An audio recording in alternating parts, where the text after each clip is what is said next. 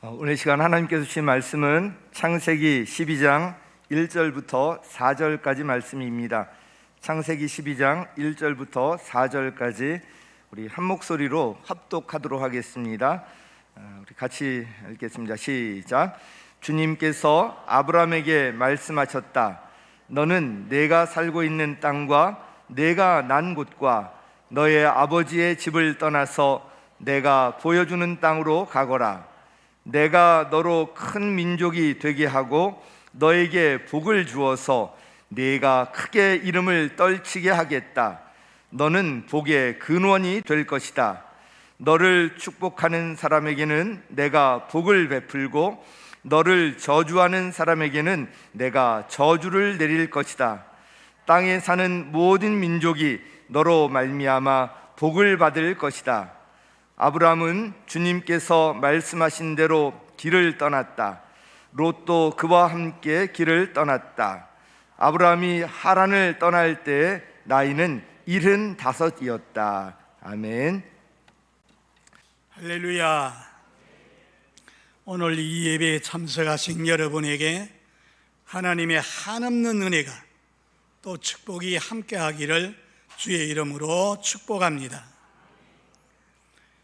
헤르만 헤세의 어거스트라고 하는 작품에 나오는 이야기 중에 오랫동안 자식이 없어서 몹시 초조하게 기다리던 부부가 마침내 아들을 낳게 되었습니다.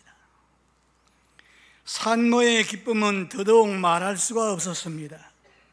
그러한 때 밤에 신비한 노인이 산모에게 나타나서 그럽니다. 이 아기를 위해서 딱 한 가지 소원을 말해라. 내가 그 소원은 꼭 들어주겠다. 산모는 딱 한 가지라고 하니까 깊이 생각하고 말을 합니다.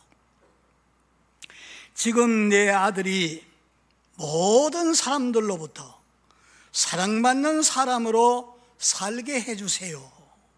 노인은 알았다. 내 소원대로 들어주마. 그래서 그 아이는 자라면서 부모님의 사랑, 형제의 사랑, 또 이웃의 사랑, 선생님의 사랑, 온통 사랑 독차지하고 살았습니다. 어느 날 또 그 백발 노인이 나타나서 그래 만족스러우냐 묻자 여인은 생각을 바꾸었습니다. 왜냐하면 늘 사랑만 받다 보니까 자기가 당연히 사랑받아야 되는 자인 줄 알고 이기적이고 자기중심적인 아주 거만하고 교만하여 아무 사람도 안 한 무인격으로 정신적 미숙아로 자랐기 때문에 어머니는 노인들어 이제는 사랑받기보다는 사랑할 줄 아는 사람, 받기보다는 베풀 줄 아는 사람 되게 해달라고 간절히 구했다고 합니다. 여러분, 참 행복이 어디에 있습니까? 우리는 내 소원이 이루어지면 좋겠다. 돈이나 재물을 얻으면 좋겠다. 출세하고 성공하면 좋겠다. 병 없이 늘 건강하게 살면 좋겠다. 아주 욕망이 많습니다. 해가 바뀌어지고 나면 욕심이 또 되살아납니다. 소원 기도 제목을 보면은 주여 금년에는 베푸는 사람, 나누어 주는 사람, 섬기는 사람 되게 해주세요.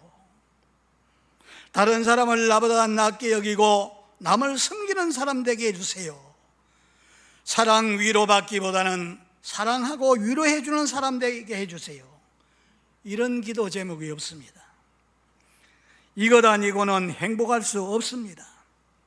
한때 베스트셀러로 읽혀진 뇌내 혁명이라고 하는 책이 있습니다.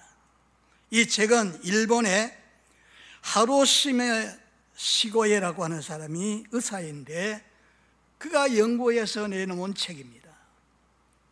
보면은 건강은 복의 근원이다. 그런 말이 그 속에 있어요. 사람이 병들고는 행복할 수 없다. 병들어서 건강 잃어버리면 모든 것 다 잃어버린다. 건강 잃으면 돈이나 명예나 집이나 권력 다 소용없다. 건강하게 살려면 첫째, 피곤치 않게 살아야 된다. 무슨 일이든지 무리하게 너무 몰두하지 말고 피곤치 않게 건강을 돌아보며 살아야 한다. 둘째는 적절하게 잠을 자야 한다. 잠까지 설치면서 뭘 하겠다는 것은 미련한 것이라 그랬어요. 또 식욕도 절제해야 된다. 화를 내는 것, 건강을 해치는 것이다. 두뇌도 계속 활동해야지 건강하지, 멍청하게 가만히 있으면 치매가 걸리겠다. 그리고 육체적인 노동, 운동을 해야 된다. 그리고 가장 중요한 것은 자기 마음을 다스리고 평안해야 되는데, 그 평안함은 아무 조건 없이 봉사할 때, 희생적인 봉사할 때 아주 높은 고질의 엔돌핀이 나와서 어떤 병균도 물리칠 수 있는 모든 것을 지킬 수 있다. 그렇게 말했습니다. 진정 남에게 베풀지 않고서는 절대로 평안할 수 없습니다. 우리 믿는 자들은 예수님을 주님으로 모시고 예수님의 주시는 평안, 그 마음이 나를 주장하도록, 그러면 늘 편안할 수 있지요. 그래서 그 평안함으로 남에게 베풀어 줄 때 평안할 수가 있습니다. 그런데 요즘 우리 사회에 너무나 참 막가는 세상, 막말을 하고 아주 남을 해치고 또 이렇게 극단적인 이런 충격적인 슬픈 이야기들이 많이 떠돌고 있습니다. 그래서 TV를 안 보니까 답답해서 틀면은 그만 짜증이 납니다. 서로 싸우고 다투고 막 이런 거. 그래서 또 닫아버리죠. 그럼 또 답답해서 또 보고. 이게 지금 우리의 현실입니다. 지금 우리는 97년도 IMF 경제 위기, 그 다음 대통령 탄핵하는 그런 고통을 겪은 이후에 최대 위기를 맞이하고 있습니다. 코로나 전염병이 창궐해서 3년 동안 고통 중에 시달리고 있는 데다가 경제는 밑바닥으로 내려앉았습니다. 집값은 치솟고 모든 물가는 올라가는데 수출은 적자를 기록하고 있습니다.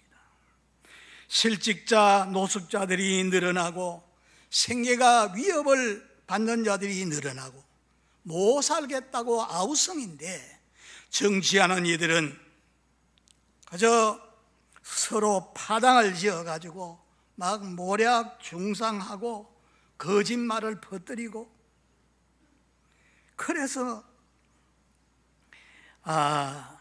상대방의 잘못된 거 이런 거 다 폭로하고 물고 찢고 피 터지게 지금 싸우느라고 정신없습니다. 남북의 관계는 최악의 상황으로 치닫고 있습니다.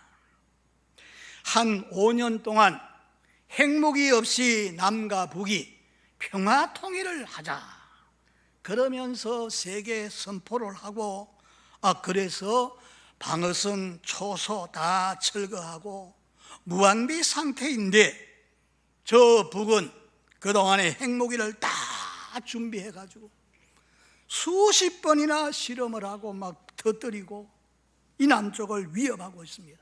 다 쓸어버리고 없애겠다. 우리의 최대의 적은 남한이다.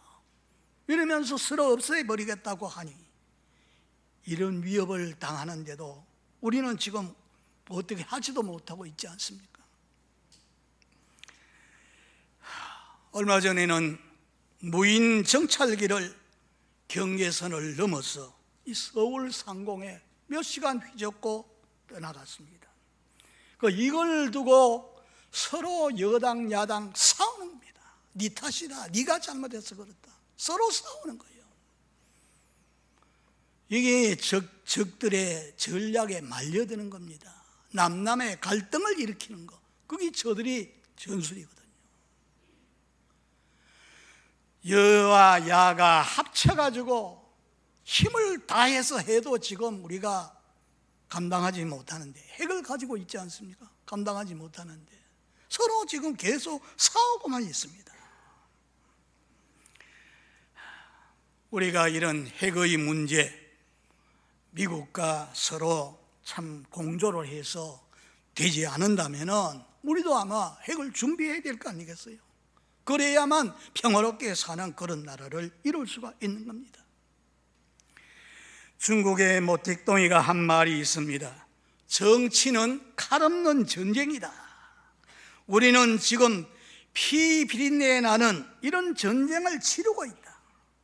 이러고서 어떻게 남북의 통일이 되고 정치, 경제, 사회, 종교, 교육이 안정이 되고 평화로운 그런 나라, 살기 좋은 나라를 세울 수가 있겠습니까?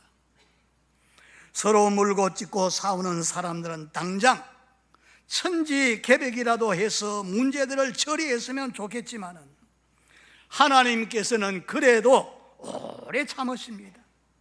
한 사람, 한 가정, 한 민족을 선택해서 더딘 것 같지만 서서히 구원 사역을 이루어 가십니다. 오늘 이 본문의 말씀을 보면은 하나님께서 동방의 의인으로 알려진 욥을 선택해서 복의 근원 삼은 것이 아니라 저 갈대아 우르에서 우상 숭배하던 데라의 아들 아브라함을 선택하시고 하란 땅을 떠나서 내가 지시하는 땅 가나안으로 가라.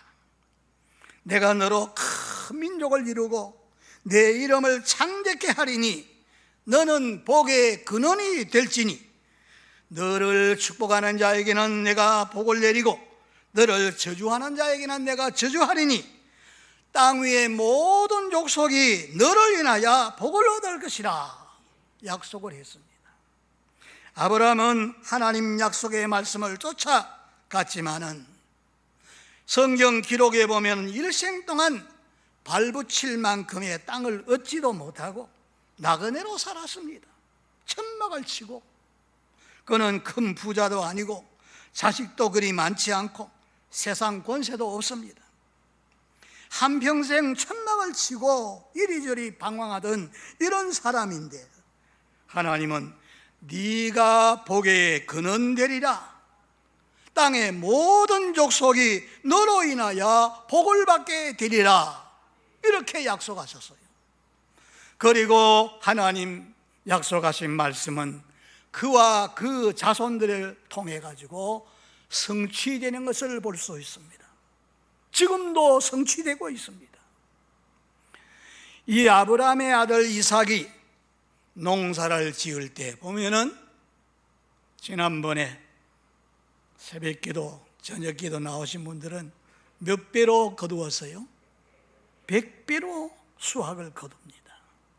아주 장대하게 되지요. 그리고 그 메마른 사막지에 물이 없는데 이 이삭이 샘을 파면은 물이 펑펑 솟아나는 거예요. 그러면 블레셋 사람들이 와서 자기 땅이라 그러면서 뺏어가면은 그걸 양보해서 주고 또 다른 데 가면 또 거기서 물이 솟아요. 아주 복의 근원 되었습니다. 그리고 그의 아들이었던 야곱이 형님과 장자 기업 때문에 서로 싸우다가 집에서 쫓겨났습니다. 20년 지나는데 외삼촌의 집에 머슴살이 했어요. 그런데 저기 외삼촌이 품삯으로 이러한 양은 네게 주겠다 그랬는데 그 토실하고 살찌고 튼튼한 그런 양은 전부 야곱이 것으로 변해지는 거예요. 알록달록하게. 나중에는 큰 거부가 됩니다. 그래서 이제 금의 환양 자기 집으로 돌아왔는데, 그 11번째 아들이었던 요셉도 하나님 주시는 꿈 이야기를 했더니 그 형들이 그만 미워하고 따돌림을 당하게 되고 애굽의 노예로 팔아버립니다. 요셉이 가서 온갖 고생 다 했지만은, 그러나 애굽에 내려가서 나중에 보면은 하나님이 그와 함께 하시니까 형통하게 되어지고, 그 에집트에서 바로 왕 밑에 제2 권세를 가진 2인자가 되는 거지요.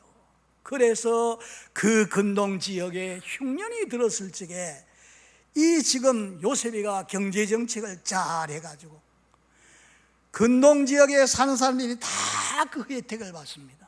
자기의 집안 식구들도 다 그때 살아나게 됩니다. 복의 근원 역할을 다 한 거지요.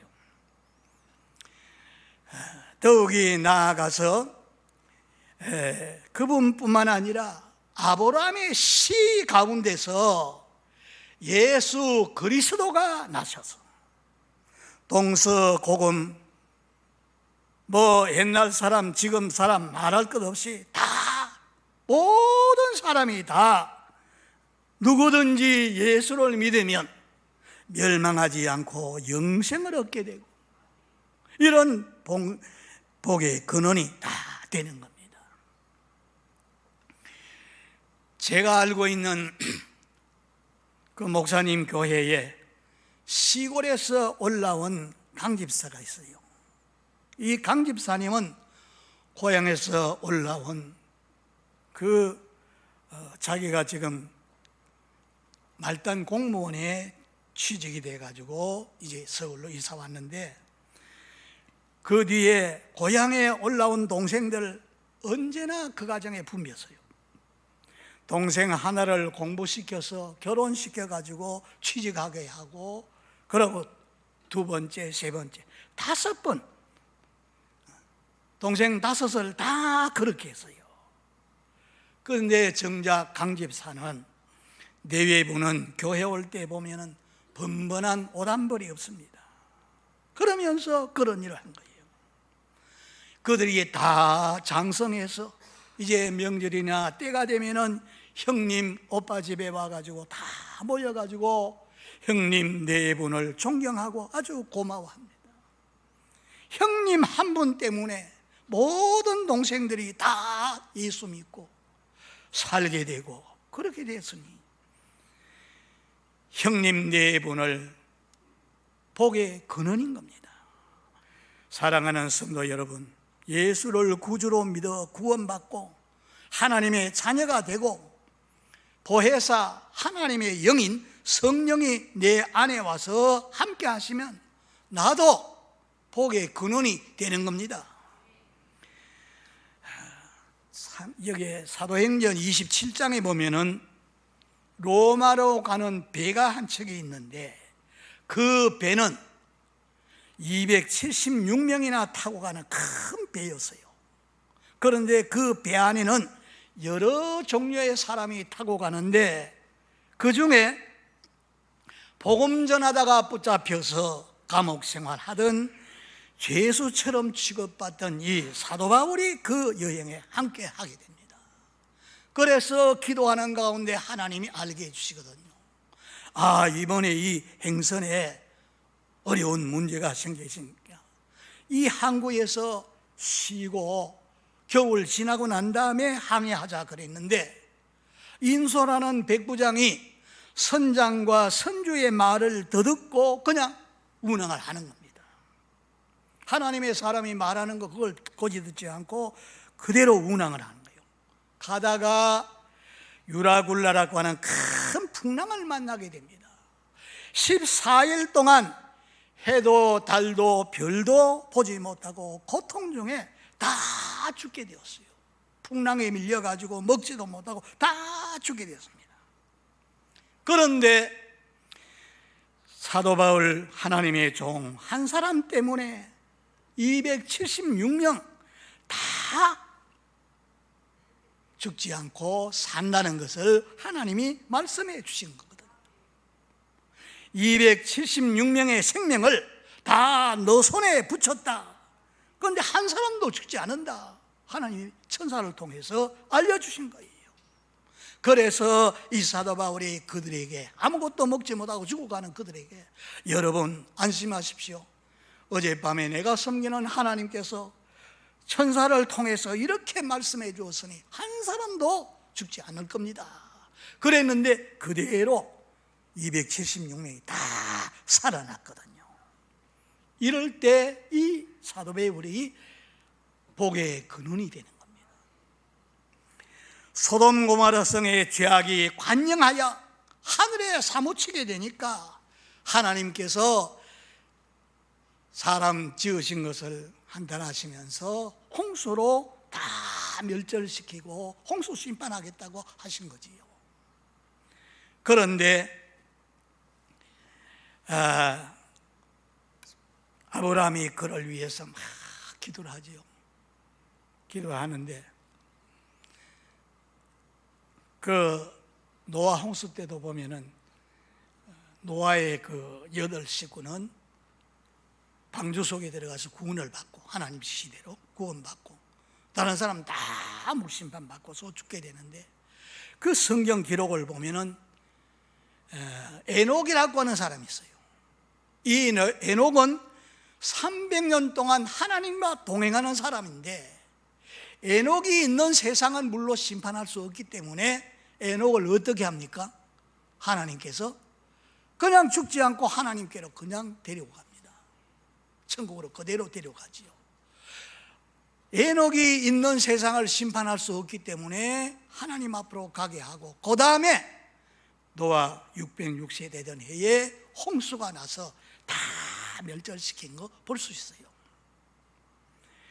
또 소돔 고모라 성도 그렇지 않습니까? 소돔 고모라 성에 의인 10사람이 없어가지고 하나님이 불로 심판할 때도 그렇습니다. 예레미야 5장 1절에 보면은 너는 예루살렘 거리를 왕래하며 하나님 찾는 사람 한 사람을 찾으라. 그 한 사람만 있어도 그 성을 사하리라. 그런 말씀이었어요. 의인 10사람이 없어서 소돔 고모라 성을 불로 심판하시고 거기에 하나님의 말씀을 따라 바로 사는 사람 한 사람만 있어도 그 성을 멸하지 않겠다 그랬는데 한 사람이 없는 거예요. 그래서 이 하나님은 공의롭게 심판하시는데 복에 근원된 사람은 한 사람이 있으면 그 사람 때문에 멸하지 않겠다는 그런 말씀입니다. 복의 근원이 아닌 경우가 있는데 어떤 경우냐? 불행하게도 우리나라 역대 대통령의 특징은 자랑할 만한 것 아무것도 없다는 사실. 그 가운데 몇 분은 다 감옥에 들어갔습니다. 쫓겨가기도 하고 또 감옥에 들어가고 자기 아니면 형이나 또 동생이나 자녀들까지 감옥에 들어가고 우리 아버지, 우리 할아버지가 대통령이었다 말하기 부끄러운 일은 우리나라 대통령이 지금 그렇습니다. 사도 바울은 복음을 전하다가 감옥에 들어갔고 저 남아프리카의 만델라 대통령 같은 사람은 자유를 외치고 부르짖다가 감옥에 갇혔으니 이런 사람은 상급이나 훈장이 되겠지만은 우리나라 대통령 보면은 본인이나 형님, 자식들 사리사욕을 차리다가 감옥에 갔습니다. 욕심 부리다가 쫓겨나기도 하고 총에 맞아 죽기도 하고 투진 자살하기도 하고 그래서 그걸 존경할 수 없지요. 오늘 성경에도 보면은 이스라엘의 첫 번째 왕인 사울 왕이 처음에는 복을 받았어요. 복에 근원되는 그런 위치에 서 있었습니다마는 하나님 주시는 복의 근원이 되는 이 말씀을 무시하고 자기 마음대로 했기 때문에 하나님의 신이 떠나게 되니까 그만 적군의 조롱거리가 되고 나중에는 악신이 그 속에 들어가서 결국 다윗을 죽이려고 하고 이렇게 하다 결국 나중에 보면은 전쟁터에 나가서 비참하게 죽게 되는 거 볼 수 있습니다. 이렇게 하나님의 복을 받았지만은 그 말씀대로 그대로 순종하지 않으니까 그 복을 다 잃어버린 거지요. 그래서 축복으로 시작한 인생이었지만은 불행으로 끝맺는 그런 인생이 되고 말았습니다. 그런데 보세요. 여기 아브람 처음부터 복의 근원이 된 것 아닙니다. 그 나이가 75세라 그러지 않습니까? 오히려 그는 하나님을 알지 못하고 불신의 가정에서 우상 숭배하던 이방족이었어요. 그런데 신앙의 첫 발을 디딜 때 나이가 75세. 그런데 하나님도 잘 알지 못하고 그렇다고 우리 목장의 식구들이 이렇게 해야 된다 가르쳐주는 그런 사람도 없는 거예요. 그런데 그는 믿음의 조상이 되고 아브라함 한 사람으로 온 가족이 구원받고 또 복을 받고 후손 자자손손 대대로 내려가면서 다 복을 받게 됩니다. 여러분, 우리 모두가 이 신앙의 일대로 출발하였지만은 우리도 복의 근원 될 수가 있습니다. 여러분 한번 따라 하시게요. 나도 복의 근원 될 수 있다. 저 위에서도 나도 복의 근원 될 수 있다. 할렐루야. 신앙의 1세대이지만은 복의 근원 되고자 주님 주시는 믿음에 도전하시기를 주의 이름으로 축원합니다. 그러면 어떻게 하면은 복의 근원이 될 수 있느냐? 간단하게 오늘 이 핵심되는 말씀을 드리겠습니다. 오늘 우리 주신 그 말씀 1절 말씀을 같이 읽겠습니다. 시작. 주님께서 아브라함에게 말씀하셨다. 너는 네가 살고 있는 땅과 네가 난 곳과 너의 아버지의 집을 떠나서 내가 보여주는 땅으로 가거라. 그 첫 번째가 우상 숭배하던 죄악에서 떠나야 됩니다. 복의 근원 되려면 죄악에서 떠나야 돼요. 아브라함이 살던 유보라된 강 그 유역에 살기는 좋았는데 거기가 갈대아 우르였어요. 정령 숭배하는 자들이 많이 삽니다. 그래서 그 아버지는 우상을 만들어서 팔 정도로 우상 숭배자입니다. 하나님 제일 싫어하는 것이 우상 숭배인데 조상 대대로 우상을 섬기고 온갖 죄를 다 짓고 살아서 죄에 대한 감각이 없는 그런 사람이 처음에 아브라함이었어요. 그런데 거기에서 완전히 떠나라. 그렇지 않으면 하나님의 축복이 없고 복의 근원이 될 수 없다는 그런 말씀이죠. 오늘 현대 그리스도인들은 진정 복의 근원이 되고 신앙의 명분 가정이 되려면은 우상으로부터 완전히 떠나야 합니다. 여러분, 우상이 무엇입니까? 하나님보다 더 사랑하는 것, 그게 우상입니다. 어떤 사람은 하나님보다 돈을 더 사랑합니다. 돈이 우상입니다. 그렇다면 그 돈이 우상이죠. 또 어떤 이는 하나님보다 죄를 더 사랑합니다. 또 어떤 사람은 주의 날 하나님 앞에 나와서 예배를 드려야 되겠는데 골프 친다고 약속해가지고 거리로 가버립니다. 우상이 되는 거예요. 어떤 사람은 직장, 여러 날 교회 안 나오셔서 제가 주일날 전화를 한번 했어요. 했더니 목사님 여기 지금 직장이라서 못 갑니다. 집사가 왜 거기 가 있어요? 집사라고 임명받았으면 교회에 나와야지. 예배드리는 시간에 지금 직장에 나가 있다는 거예요. 직장이 우상이 될 수 있습니다. 그리고 사람이 우상이 돼요. 하나님보다 또 일을 더 사랑하는 사람, 직업을 더 사랑하는 사람.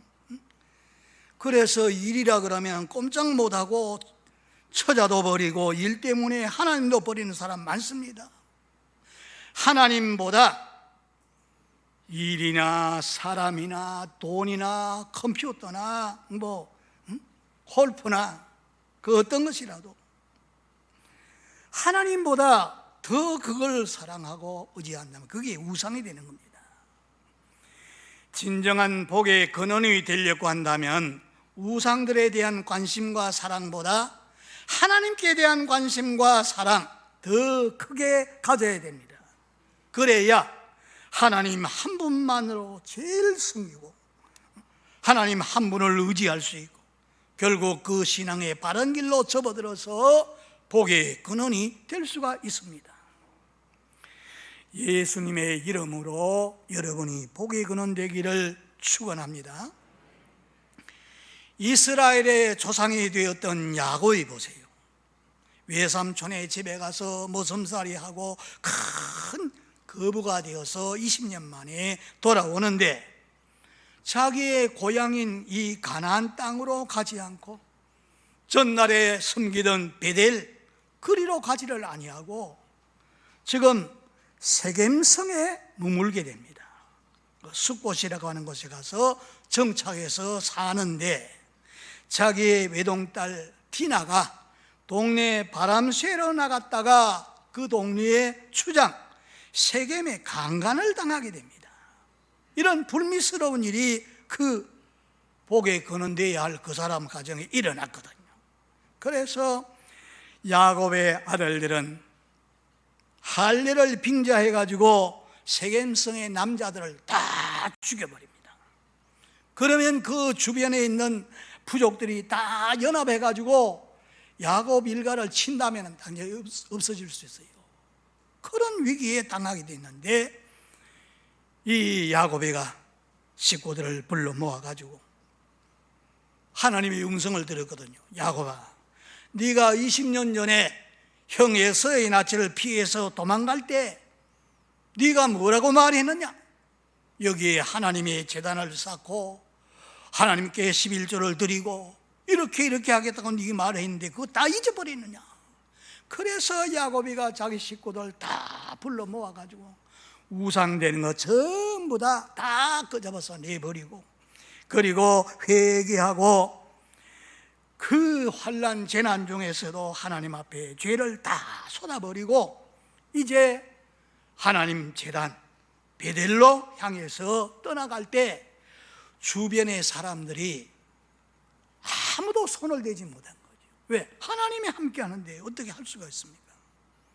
그래서 우리가 어떤 어려운 경우에도 잘못된 것을 회개하고 하나님의 긍휼을 구할 때 하나님께서 건져주실 줄 믿습니다. 서로 미워하고 상대를 그 악한 거 드러내고 상대를 끌어내리고 죽이겠다고 하는 이런 죄를 서로 회개하고 하나님을 찾고 하나님께로 돌아설 때 이 나라를 여기에서 건져줄 줄을 믿습니다. 복의 근원되려면은 하나님보다 더 사랑하는 모든 우상 다 버리고 죄를 회개할 뿐 아니라 과거의 부정적인 고정관념이나 또 틀 이런 걸 다 깨버리고 나아가야 되는 거죠. 한때 베스트셀러였던 긍정의 힘이라는 책이 있습니다. 그 저자는 조엘 오스틴 목사님이 어떻게 많은 사람에게 복을 끼치며 사는 복의 근원이 되었는가를 잘 말해주고 있어요.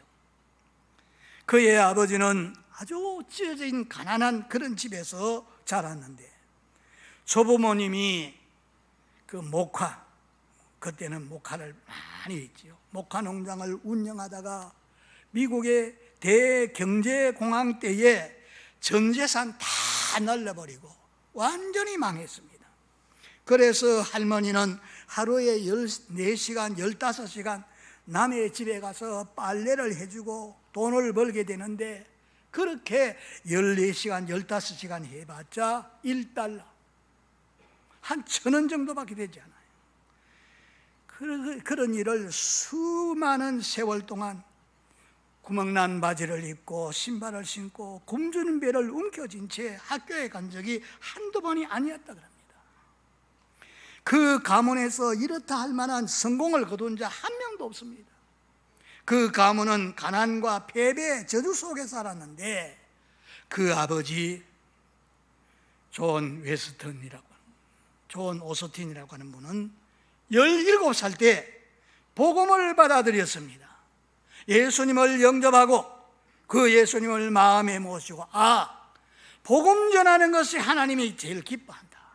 그래서 이 축복받는 것임을 깨닫고서 복음 전파의 꿈을 가슴에 품고 이제 예수님을 영접하고 믿는 사람이 되었으니까 그 동네를 떠나려고 그럽니다.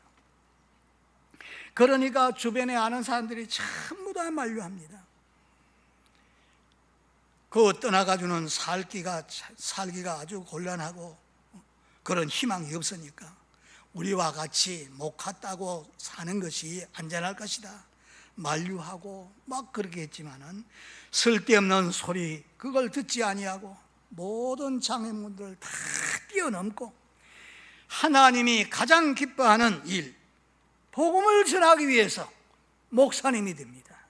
그래서 휴스턴에 가서 한 교회를 세웠는데 얼마나 열심히 목회를 했는지 6,000명 정도 모이는 그런 교회 단임 목사님이 됩니다. 그런데 조엘 오스틴 목사님은 그분의 4번째 아들인데 원래는 그 사람이 목사 된다고 아무도 생각도 안 했는데 그 사람이 목회를 하는데 휴스턴에 있는 레이크 우드 교회라고 하는 큰 교회, 저희들이 휴스턴 가서 한번 가봤습니다만 엄청나게 큰 교회예요.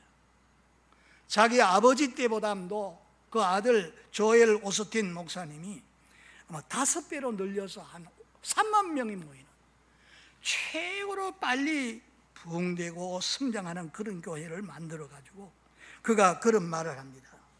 지금 나와 내 형제 자매들, 우리 아이들은 단 한 사람, 우리 아버님의 믿음 덕분에 하나님의 선하심을 충만히 경험하고 있다. 나는 이 복이 나의 자녀, 손자, 손자의 손자에 이르기까지 이어질 것이라고 확신한다. 여러분 보세요. 오스틴 목사님의 위대한 결단이 가문에 대대로 내려오던 저주를 쇠사를 다 끊어버리고 자손 대대로 복을 받게 하는 축복의 통로, 복의 근원이 된 것입니다. 할렐루야. 오늘 저와 여러분도 이 조엘 오스틴 목사님 같이 복의 근원 다 되시기를 주 예수 이름으로 축원합니다. 두 번째, 신앙의 길로 접어들어야 한다는 뜻은 하나님이 지시하는 방향으로 가는 것을 말합니다. 그 12장 1절 하반절 읽겠습니다. 너희 아버지의 집을 떠나 내가 보여주는 땅으로 가거라. 하나님이 지시하는 방향, 보여주는 땅이 바로 가나안 땅이죠. 세 사람의 터전을 향해서 가는 것입니다. 이것은 하나님이 기뻐하시는 새로운 믿음의 삶을 산다는 것을 말합니다. 그래서 아브라함은 하나님의 인도하심을 받아 믿음의 길 한 걸음 한 걸음 또 한 걸음 이렇게 해서 하나님이 지시하는 곳을 향해서 걸어나갑니다. 그 결과 그는 우상 다 버리고 빛 되시는 하나님을 만나서 자기 속에 어두운 죄를 다 끊어 없애버리고 하나님처럼 거룩하고 깨끗하게 되고 하나님은 닮아가는 하나님의 사람이 되어서 결국은 믿음의 조상, 축복의 조상이 된 것입니다. 우리나라의 그 국민 가수였던 조영남 씨 여러분 아실 겁니다. 자기 어머니에 대해서 이렇게 밝힌 이야기입니다. 어머니는 이 서울 근교의 그 시골 교회에서 권사님으로 섬기던 분인데 오랫동안 새벽기도 나가고 예배 한 번도 안 빠지고 각종 예배 다 참석하고 그렇게 열심히 다녔는데 수십 년 동안 무슨 장사를 했는가 하면은 참기름 장사를 했는데 가짜 참기름 한 10% 넣고 가짜 90% 이걸 넣어가지고 진짜라고 속여서 팝니다. 그런데 그거 만들 때마다 찬송하는 그 노래가 있는데 뭐라 그런가 하면 내 주여 뜻대로 하옵소서, 죽든지 살든지 뜻대로 살고자, 그 찬송을 늘 불렀대요. 그래서 그는 참 찬송도 하고 기도도 하고 예배에 참석하기도 했지만은 삶이 바꿔지지를 않습니다. 예배 자리에 와서 앉아 있기는 있지만은 죄에서 떠나질 않았어요. 기도하는데 입술만 나불거리지 변화가 없습니다. 이렇게 살면은 복의 근원이 될 수 없어요. 축복의 근원이 될 수 없습니다. 여러분 아시는 대로 그 조영란 씨가 그 유명한 빌리그람 목사님이 1973년도에 한국에 와서 큰 집회할 때 그때 나가가지고 국민 가수니까 노래 부른 거 아시지요? 주 예수보다 더 귀한 분 없네 하고 얼마나 찬양을 하니까 그 인기가 대단했습니다. 그런데 그 사람이 이혼을 하고 몇 년 전에 보니까 미술 위작 사건으로 구설수에 올랐지 않습니까? 믿어도 그렇게 되면 안 되죠. 예수 믿기 전에 옛사람을 완전히 벗어던지지 못하면 일시적으로는 복을 받을 수 있지만은 복의 근원은 될 수가 없습니다. 옛날 좋아하던 죄의 모습, 거짓과 탐욕, 위선 이런 겉옷을 다 벗어버리고 진실과 성실, 순수함으로 나아가는 것, 마침내 예수님 형상을 닮아가는 것, 이걸 말합니다. 육신의 생각대로 살면 반드시 죽을 것이로되 영으로 몸의 행실을 죽이면 살리라. 그래서 육신의 생각대로 살면은 그 열매가 음행과 더러운 것과 호색과 우상숭배, 술수, 원수 맺고 분쟁하고 시기하고 불법 다툼, 당을 짓고 분리하고 이단, 투기, 술 취한, 방탕 이런 것인데, 그러나 그 대신 정말 하나님의 신 성령이 내 속에 들어오셔서 성령의 열매를 맺게 되면은 사랑, 희락, 화평, 오래 참음, 자비, 양선, 온유, 절제, 충성 이런 열매 맺고 새로운 신앙의 길을 가면은 하나님의 빛을 받아서 하나님이 형상 닮아가는 겁니다. 그래서 거룩하고 신실하고 남에게 유익을 주고 존경받는 영향력을 끼치는 그런 사람이 될 수 있어요. 이런 사람이 바로 복의 근원이 될 수가 있는 겁니다. 나 한 사람 때문에 내가 복의 근원 될 때 이 나라는 살기 좋은 나라, 행복한 그런 나라가 될 수가 있습니다. 제가 오늘 이 참 복의 근원이 된 분들의 간증을 많이 하게 됩니다. 1703년도 미국에서 태어난 조나단 에드워드라고 하는 분이 있어요. 아버지도 목사였는데 뒤를 이어가지고 목사가 되었어요. 타락한 미국 전역을 다니면서 복음으로 막 새롭게 만드는 놀라운 일을 하게 됩니다. 그의 사역 방법이나 열정, 지금도 그를 따를 만큼 그런 사람이 없다 그래요. 그래서 그의 생애와 삶은 후배와 후손들에게 참으로 놀랄 만한 그런 지침서였습니다. 그는 사역을 시작하면서 결의문을 70개 항을 적었답니다. 그 첫째, 무엇을 하든지 하나님 영광을 위해서 하라. 최선을 다해서 하라. 그 중간쯤 가서 인생을 열심히 살자. 그리고 70개 다 못하니까 그 마지막에는 내가 하는 말이 남에게 유익되는 말을 하자, 그런 결의문을 만들어가지고 그대로 살았다는 거예요. 하나님께 영광, 사람들에게 행복하게 만들어주는 그런 사람이 됐다는 겁니다.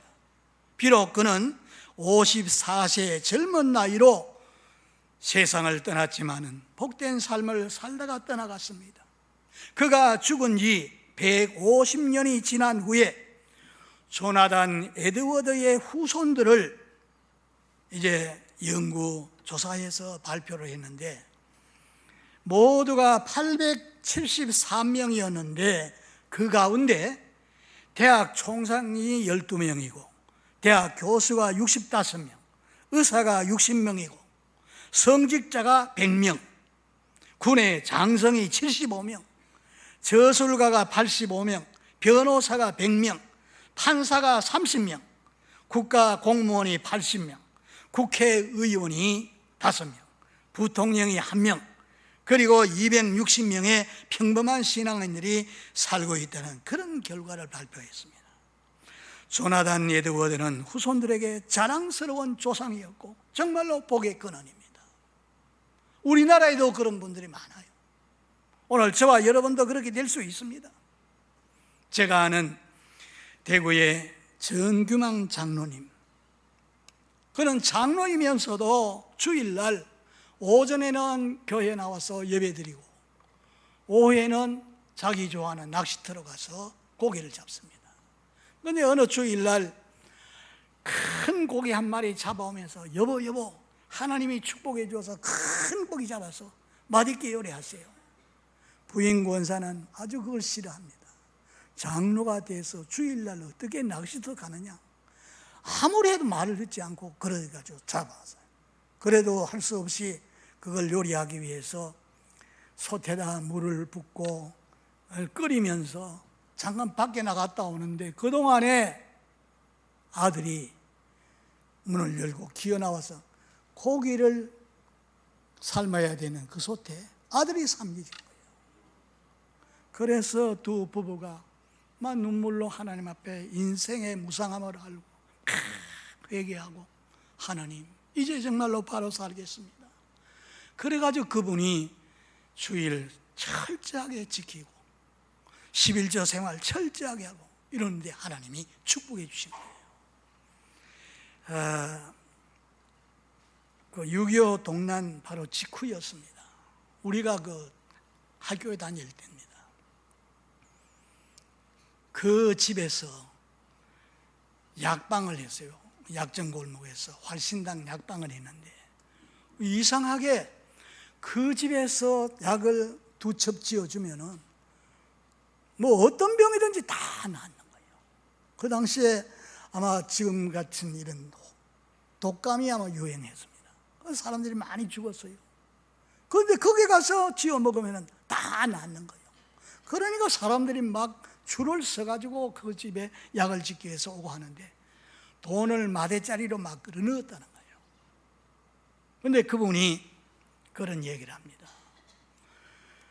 그 서현 장로교회를 짓는데 400평 대지에 400평, 800평 건물을 짓는데 전국에서 제일 좋은 황동에 있는 그 돌을 떠다가 짓는데 800평을 잘 짓고, 그 다음에 그 교회 교육관은 아마 우리나라에서 제일로 잘 지었던 거예요. 그런데 그거 하는데 이 장로님이 밑받침이 되는 거예요. 윤철주 목사님에게 300만 원을 갖다 주고 재직들에게 전부 다 100만 원씩 다 갖다 주고, 왜? 자기 혼자 지었다는 소리 안 들으려고 5천만 원 내놓고 그렇게 해서 예배당을 지어서 하나님께 드립니다. 우리가 그때 거기에 중고등학교 다닐 때에 그런 얘기합니다. 서현교회 정규만 장로님의 집 앞에 토요일 되면은 사람들이 쭉 줄을 서 있어요. 신학생, 전도사 이런 사람들이 전부 다 타가지고 가기 위해서 줄을 서가지고 있다는 겁니다. 그런 일을 했어요. 어떻게 해서 그런 복을 받았느냐?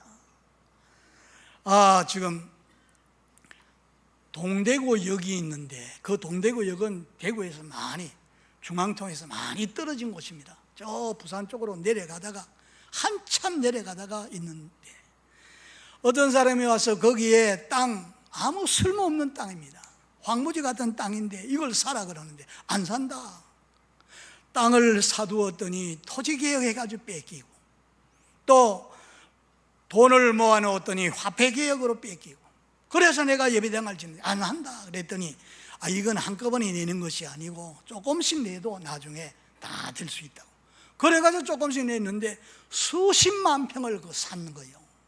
근데 나중에 보니까 동대구역이 거기에 날 줄 아무도 몰란 거예요. 대구에 가보신 분은 알지만 부산 쪽으로 한참 내려가다가 거기에 동대구역이 들어선 거예요. 그런데 그 땅이 나중에는 막 금사라기 땅이 되니까 지금 대장종에 이게 당군 이래로 제일 했다 이러면서 지금 얼마나 이것 때문에 다투고 있습니까? 그때 그래 된 거예요. 그래가지고 이분이 돌아가셨지만은 부인 권사님이나 자녀들은 돈방석에 앉았다는 겁니다. 여러분, 우리도 하나님 말씀 그대로 하면은 이런 조엘 오스틴 목사님이 말한 것과 같이, 또 그 다음에 성경에 있는 그대로 아브라함이나 이삭이나 야곱이나 요셉처럼, 또 사도 바울처럼, 이제 여기에 정규만 장로님이나 이런 조나단 에드와드처럼 우리도 다 복의 근원이 될 수 있습니다.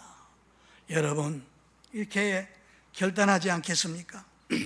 나도 아브라함, 이삭, 야곱, 요셉처럼, 조엘 오스틴 목사님, 조나단 에드워드처럼, 정유만 장로처럼 복의 근원이 되리라.